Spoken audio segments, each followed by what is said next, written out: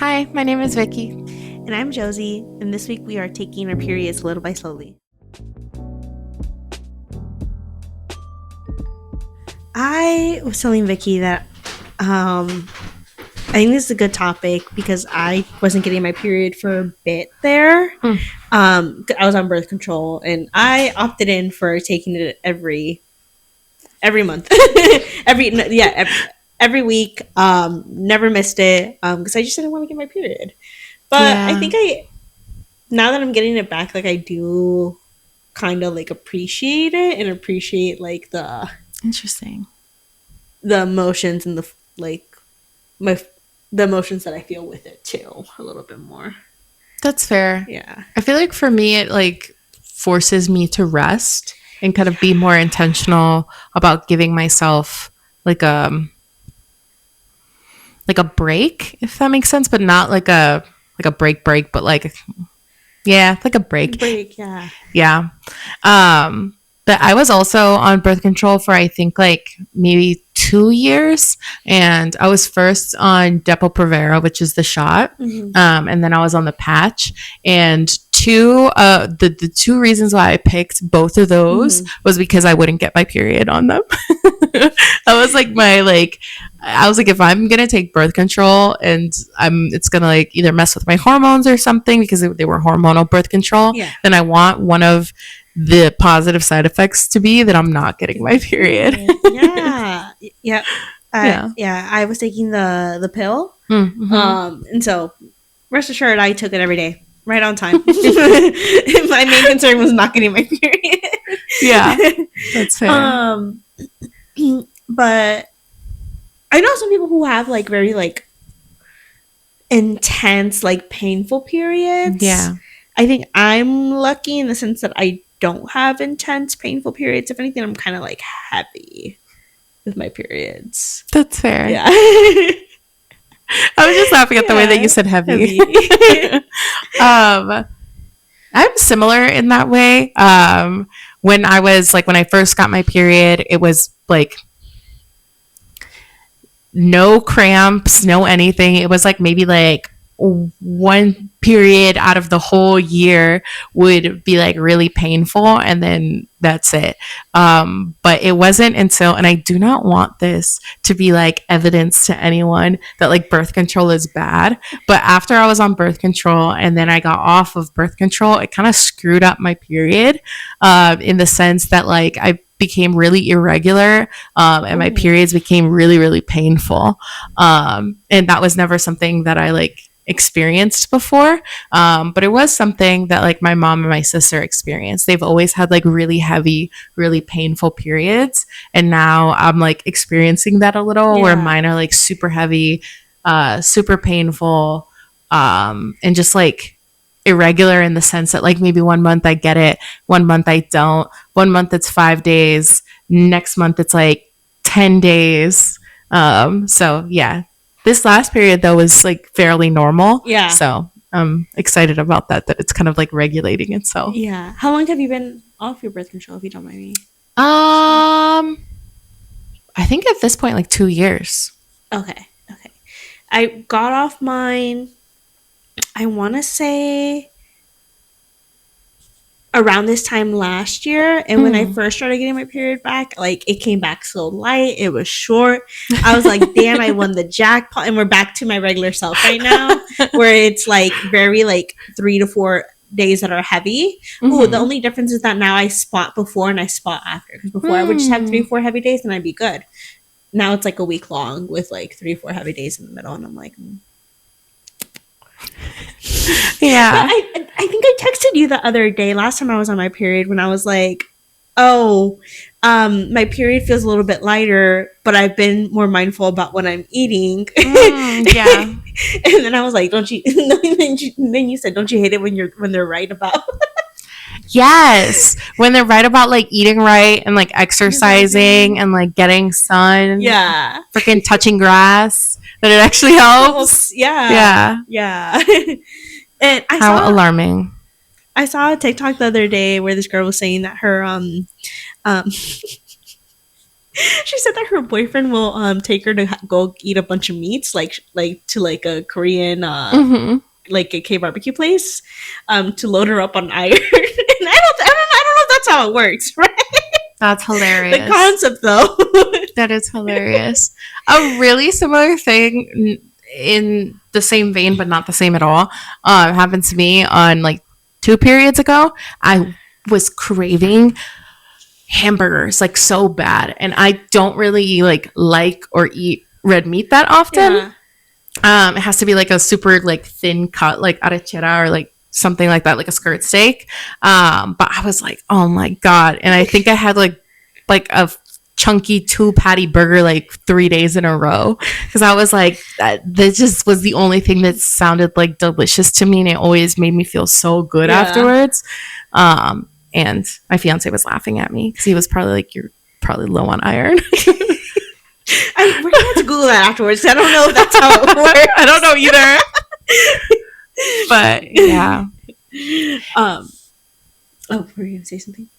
No, I was just gonna like kind of tee up the conversation of like our period, because like you mentioned spotting, so that made me think of like your menstrual cycle in general, and how there's different phases to it, and how like spotting can happen during so many different phases of it. Like I recently had it happen to me because I started tracking like my cycle, is that I started spotting during ovulation, which is supposed to be like something supposedly super normal, but it's like never happened to me before. So it's just really interesting that even at my ripe age, I feel like I'm still discovering new things like about like my period and the way that it affects my body, and like what it even looks like and what's possible, because I didn't know that that was possible. I didn't know that was possible. I had to Google it. I was like, why is my period so early? And then it's just like, it's not. Yeah, it's not, because then it just like went away. Yeah. Yeah. Oh my goodness. Okay. Well, segue the topic into how we first got our periods. Oh yeah. My mom gave me books. She talked to me about it. She talked to me about my body very early on. She talked to me about periods, because my mom got her period pretty early, and she was like, and I started getting like boobs like around like 2nd grade. So she was like, yeah, let's start. Let's sit down and talk. Having boobs in like 2nd, 3rd grade, do not recommend. I was about to say that's so early. Oh yeah, it was awful. It was awful. And I think I got my period around like 3rd, 4th grade. But none of my friends had gotten their periods yet, so it's not something that like I knew. I only knew based off the conversation my mom would have with me, and like the books that I'd read. And I thought I knew I would know what it was going to be when I got it. I did not. I didn't. I remember going to the bathroom and looking down, and I just assumed that I just didn't wipe correctly. Was my thought process. And then I later on in the day, I was like, dang, let me clean that up. I don't know what I did wrong. Okay. I go to the dressing room with my mom because we're trying on pants that day. And she was only in the dressing room with me to prove the pants that I was going to get. She'd be like, yeah, those look fine. Or maybe she was there to help me prevent me from crashing out, right? But she looks over and she goes, what's that? And I got so embarrassed because I was like, dang, it's my shit streaks. My bad. Oh my god. And then she was like, no, that's blood. That's your period. And I think I had gone like 2 days, like a day or two like that, fully believing that it wasn't my period. Yeah. That's crazy. Yeah. It's funny because I actually do not remember like the very first time I got my period, or like where I was or when it happened. I just remember like not knowing how to put like a pad on, and like me asking my mom, and she was just like, you just put it on. And like, I just wanted to let you know that I'm the younger sibling out of 2. So I eventually just like went to my older sister, and I was like, how do I put this on? And then she showed me how to put it on. But my mom is like not prudish at all. But she did not like verbally talk to me and my sister like about our periods and about our bodies. She gave us like books. We were just talking about this before we started recording, that I got like that like it's like you in big green letters. Now I can't remember the title anymore. But it's an American Yeah. girl dog doll book. Yeah, I googled it and apparently it was published in 1998, and they came out with like a 25-year anniversary version of it and like added to it. And yeah, so I was like, that's pretty cool. They haven't added to it in like 25 years? I guess so. That doesn't seem right. Also, that year doesn't seem right. I guess it came out in 2024, so that Okay. does make sense. Okay. So, okay, yeah. Like the updated version. Mhm. But yeah, that book like has like little pictures and talks about like body hair and your periods and stuff like that. I do vividly remember the first time that I got cramps though, because it like I felt like I like something was stabbing me, and my mom gets like really like painful cramps. Mhm. So when I was telling her about it, she's like, "You'll be fine. Like take some Advil, take some ibuprofen." But I have a really hard time like swallowing pills, so I basically had to tough it out. And I remember like curling up into like a little ball on the couch and just like squeezing my eyes shut and falling asleep, because like you can't feel pain in your sleep. And that's what I did to like make myself feel better. And yeah. You couldn't hide it in your food like a dog? I don't know. I really don't know. I didn't get any help. She was literally just like, she was like, yeah, like, well, you can't take pills. Like, I guess you're just going to have to like tough it out. But yeah. Yeah. Oh my goodness. The part when you said you can't feel pain if you're asleep. Which is funny now because I have fully been woken up in the middle of the night by a painful cramp. So I don't know how I did it when I was younger about like falling asleep and then not feeling it. But that happened to me recently. I was like dead asleep and then I woke up and it like hurt so bad and I was like, fuck, damn, okay. Okay, how do you feel about I've done this before. I've heard other people do it before.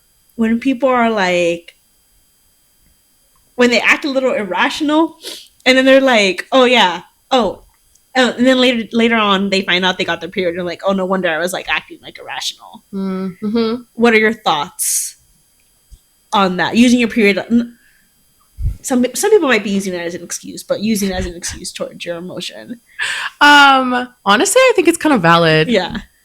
I personally don't think that I like crash out or like act irrational like on or around my period, but I definitely know that my sister does. Like whenever she starts acting like just like a raging bitch, like just like really mean, and it's like this is very out of character, I'm like, I know she's getting her period soon. Like it definitely affects her like moods.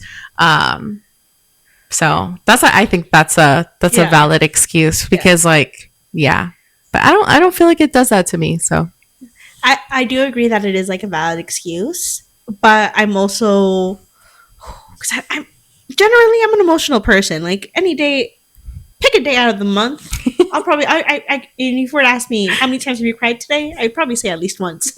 That's fair. But I've never like really compared like my emotional state on my period versus like when I'm not, like to actually like log it and see. But I have used it a few times when I do go into like little crying spurs and I'm like, okay.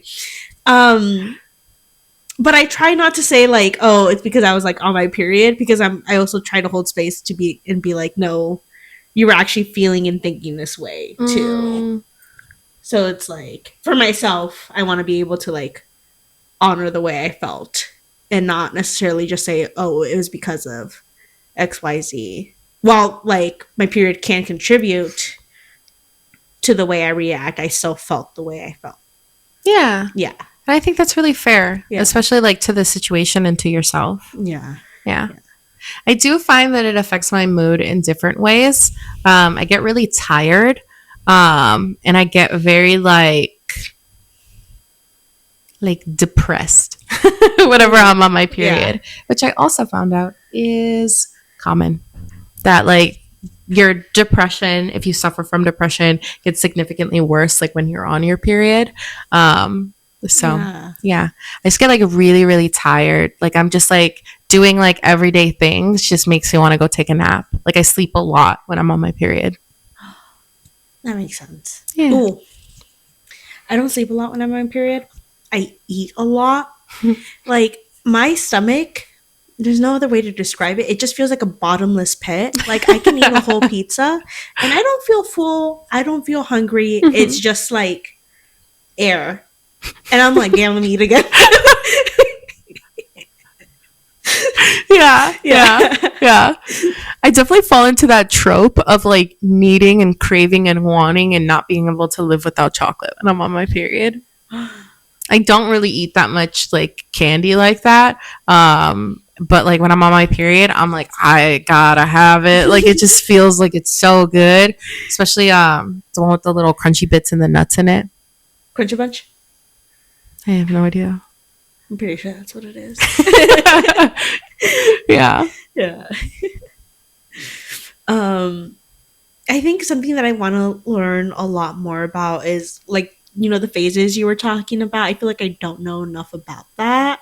Like what you had just shared, I didn't know anything about that, and I also don't know like what each phase really is. So I think that's something I definitely do want to learn about. Yeah, I don't know too much about it either. I've just like seen a couple like videos on TikTok about people saying that like when they're on their period, they like feel really ugly and they don't feel the best, but then when they're in like a different phase of their menstrual cycle, they feel like really beautiful and confident and everything's like perfect, and then it's like this ebb and flow of like I guess your hormones. Yeah. Which is normal. I work for an organization that centers women in its like mission and like our values. And we are in like the future, probably like next week, we're having a like period policy consultant coming in, and is going to give a presentation on like menstrual flows and how it affects your mental health. So I'll be able to give you some resources afterwards. I'm excited. Yeah, that's kind of what like inspired me like suggesting this topic, just because a lot of people get their periods and a lot of people don't know like anything like about their periods. So yeah, I can talk about this for a while because I feel like we didn't even touch on like period products and like the pink tax and like if you like use tampons or pads when you were younger, because I know it's like super prevalent in POC households for like young girls to be told not to wear tampons if you haven't had sex yet, to wear pads, and then that kind of follows you through life because then you don't know how to use a tampon, or it's like I don't know how to use a tampon. I tried it once and I was like, no. Same. I was like, I don't. This is bad. Oh, real quick. I went to go visit my friend, and she had like one of those like honey pads, the spicy ones.